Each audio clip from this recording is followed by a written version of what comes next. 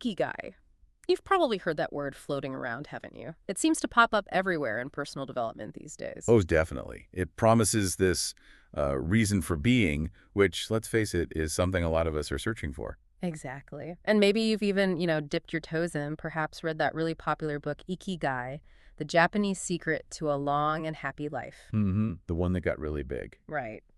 So today we want to go a bit deeper than just the surface definition. The real question isn't just what is it, but maybe what's really underneath it all. Yeah, what's the substance behind the buzzword? So that's our mission for this deep dive. We're going to try and unpack what Ikigai, truly means, look at its cultural roots in Japan. Which are really important. Absolutely.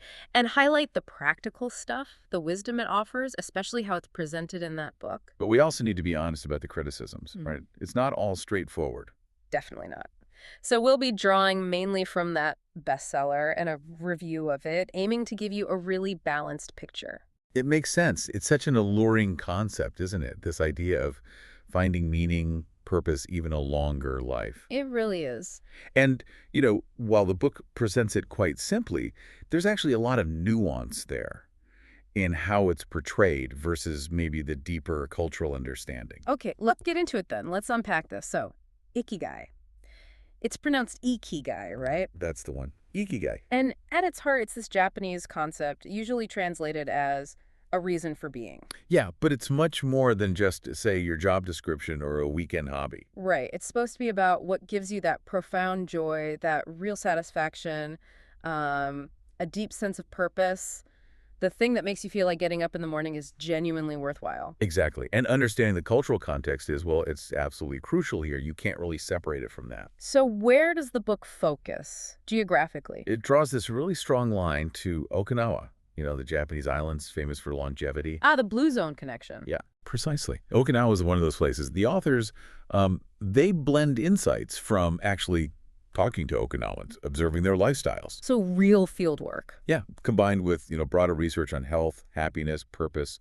It's presented less as just philosophy and more as, well, a tangible way of life, something that actively contributes to well-being. Can you give an example? Like what specific Okinawan practices does it highlight? Sure. Well, take their diet.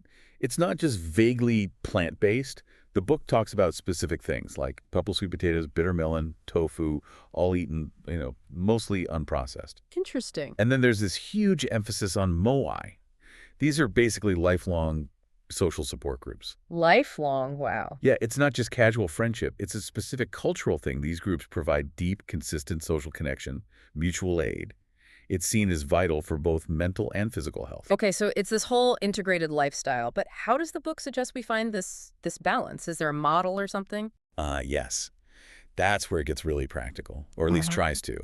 The core idea in the book is that finding your ikigai isn't about just one thing, but finding a balance, like an intersection point. An intersection of what? Of 4 key elements. And this is where that famous Venn diagram comes in. You've probably seen it online. Oh, yeah, the 4 circles overlapping, Yeah, very popular. It's hugely popular. It makes the concept feel really graspable, actionable. So you imagine these 4 circles. Okay. First circle, what you love. Your passions, basically, what really excites you. Got it. Second, what you're good at. Your skills, your talents, where you excel. Makes sense. Third, what the world needs. What problems can you help solve? What value can you bring to others? Right, the contribution piece. Exactly. Yeah. And the 4th circle, often the trickiest one. What you can be paid for. How you can actually sustain yourself doing it. The practical reality check. Pretty much. Yeah. And the book proposes that your ikigai, that sweet spot, is right there in the middle where all 4 overlap. Passion, mission, vocation, profession, all aligned. That's the ideal, yeah. The book suggests that finding this intersection is the path to a really meaningful, fulfilling life. But like you said, that paid-for part. Yeah, that's often the sticking point, isn't it? Loving something and being good at it is one thing, but making a living. That's where the friction often lies.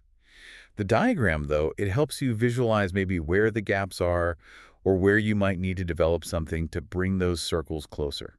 Okay, so that explains the what. But let's talk about the why. Why did this book specifically strike such a chord?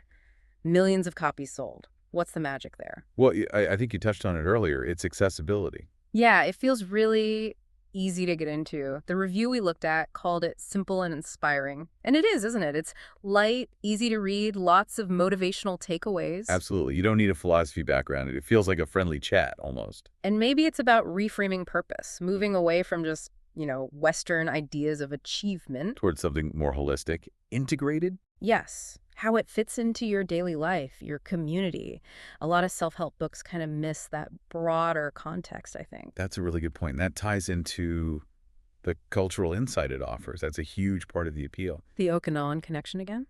Definitely. It gives this fascinating look into Okinawan lifestyles, really specific details that make it vivid, like harahachibu. Oh, the eat until you're 80% full thing. Exactly. It's mindful eating, not about deprivation, but about, well, longevity and just not overdoing it. And it dives deeper into the moai, those social support groups. You mentioned those. Lifelong support. Yeah, formed in childhood sometimes. It's this deep social contract, not just hanging out with friends. Plus, connection to nature, constant but gentle physical activity, strong family ties. For many readers, seeing this different way of living is just incredibly compelling. It feels like a possible blueprint. It sounds appealing, for sure. And beyond just the fascinating culture, there seems to be practical stuff you can actually do. Yes, lots of practical wisdom, but presented gently. It's not rigid. It encourages these small but impactful practices. Like what? Things like, well, staying active, but not necessarily hitting the gym hard. More like gardening, walking, just daily movement, even into old age. Maintaining those social ties we talked about, and consciously finding purpose, even in everyday tasks. So it's not about some grand, life-altering quest necessarily. Not always. It shares stories, like an Okinawan centenarian whose Ikigai involves a morning walk, chatting with neighbors, tending her garden. It's about the rhythm of small, meaningful acts. It really highlights consistency and community being key. Small steps, big impact. I like that. And that idea is reinforced visually by that Venn diagram we keep coming back to. Its popularity for personal growth, for career reflection. Yeah. You really can't overstate it. It's everywhere. It is. And it's kind of amazing how a simple visual can take this potentially complex idea and make it feel actionable. Yeah. It gives you a clear framework to start asking yourself those big questions. Yeah, like, am I happy in my job? What else could I be doing? Where's the meaning? Exactly. It helps you pinpoint not just what you love, but where that might intersect with what you can actually contribute. Okay, so we've definitely covered the appeal. It's accessible, culturally fascinating, offers practical tips, and has that killer visual model. But no popular concept is perfect. Right. Yeah. And it's important to look at the criticisms, too. Even popular books have them. So what are some of the main critiques leveled against this Ikigai book? Well, one common piece of feedback is that it can feel a bit repetitive and surface level. How so? Some readers felt it was more like a long essay than a super deep dive. It summarizes wisdom from other places, Yeah. touches on Or it's stoicism. just on what you can control, that kind of thing. Yeah, or mindfulness, being present, or even the concept of flow, getting lost in an activity. From Csikszentmihalyi, right? Deep engagement. Exactly. The criticism isn't that these connections are invalid, but maybe that the book doesn't fully unpack how Ikigai is distinct or how it uniquely synthesizes these things, especially for people who already know those other concepts. Ah, okay. So if you're already well-versed in philosophy or psychology, you might feel it's retreading familiar ground without adding enough unique depth. That's the gist of that critique, yeah. Yeah, It presents the ideas, but maybe doesn't connect the dots deeply enough for some. interesting. What else? Any other major points? Another one is that it's perceived as being light on science. Meaning? Well, it's definitely inspiring, right? But the book lacks rigorous scientific evidence for some specific claims it makes, particularly around longevity and the direct mechanisms of purpose. So it's more anecdotal and observational from the Okinawan context. Pretty much. It leans on cultural tradition, observation, general well-being advice, rather than, say, citing peer-reviewed studies on telomere length and its exact link to moai participation or the specific neurobiology involved. Okay, so if you're looking for hard data, the why in a scientific sense, you might be left wanting more. It's more what to do than how it scientifically works. Precisely. It doesn't mean the advice is bad, just that the scientific backing isn't always explicitly laid out in the way some readers might expect or desire. Gotcha. Any other criticisms? Yeah, there's also the critique about its self-help style. Some feel it's more motivational than practical. Meaning it gets you fired up, it doesn't tell you exactly how to do it? Kind of. The feedback is that while it definitely makes you think about your purpose.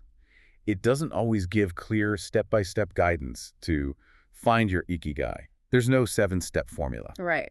It offers principles, stories, the diagram, but not a precise roadmap like do A, then B, then C, and you'll find it. Exactly. And that really raises a key question for you as a listener or reader. What are you actually looking for in a book like this? Yeah, are you seeking inspiration and a framework to think differently, or do you want a detailed instruction manual with guaranteed results? And the book definitely leans towards being inspirational, a framework for inquiry, Mm, which, might not be what everyone wants or needs at that moment. that makes sense. So we've looked at the good stuff, the appeal, the culture, the practical bits, and also some of the potential shortcomings like repetition for some, lack of hard science for others, or not being a step-by-step guide. Right, the whole picture. So pulling it all together, how should you, the listener, approach this whole Ikigai concept, especially if you decide to read the book? What's the takeaway? Well, it's interesting. The review still gave it a pretty good score, 4 out of 5 stars, so it's definitely seen positively overall. Okay. I think the key is to see the book Ikigai as a gentle, feel-good guide. It blends that Japanese philosophy with lifestyle tips in a really accessible way. So manage expectations. Don't expect a dense academic text or a guaranteed life fix. Exactly. Think of it more as a comforting, encouraging read, something to spark reflection rather than a prescriptive textbook. It's really about nudging a mindset shift, I think.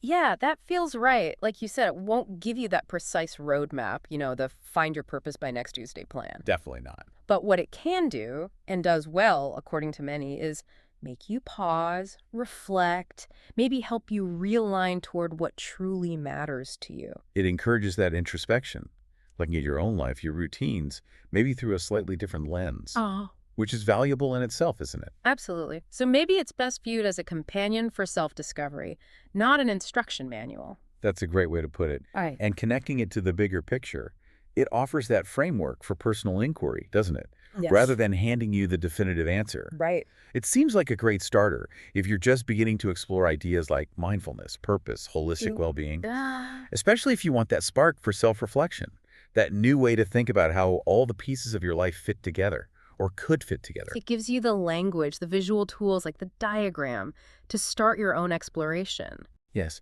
asking yourself, what really energizes me? How does that connect to what I can offer the world? It's less about some huge revelation maybe, and more about just consistent mindful engagement with your own life as it is. Okay, so wrapping things up, Ikigai at its core is this idea of finding your reason for being. Deeply inspired by Japanese culture, maybe especially those Okinawan practices linked to long, fulfilling lives. Yeah. And the book offers it as a guide for reflection. It pushes you gently to consider that unique intersection point, your passions, talents, what the world needs, and how you sustain yourself doing it. And maybe the real secret, if there is one, isn't about finding one single fix to Ikigai, like a destination you reach and then you're done. Oh, interesting. What do you mean? Perhaps it's more about the process. Okay. Continuously reflecting on that intersection, what invigorates you, what you contribute, what sustains you, and allowing that balance to shift and evolve as you change, as your life unfolds, as your priorities mature. So Ikigai isn't static, it's alive. It grows with you. Exactly. It's a dynamic process of checking in with yourself, realigning, not a one-time discovery. Wow, that's a really powerful way to think about it. It makes it less daunting, maybe, more like a lifelong practice of self-assessment. Perhaps. Less pressure to find the perfect answer right now. Yeah. So as you go about your day after listening to this, maybe take a moment.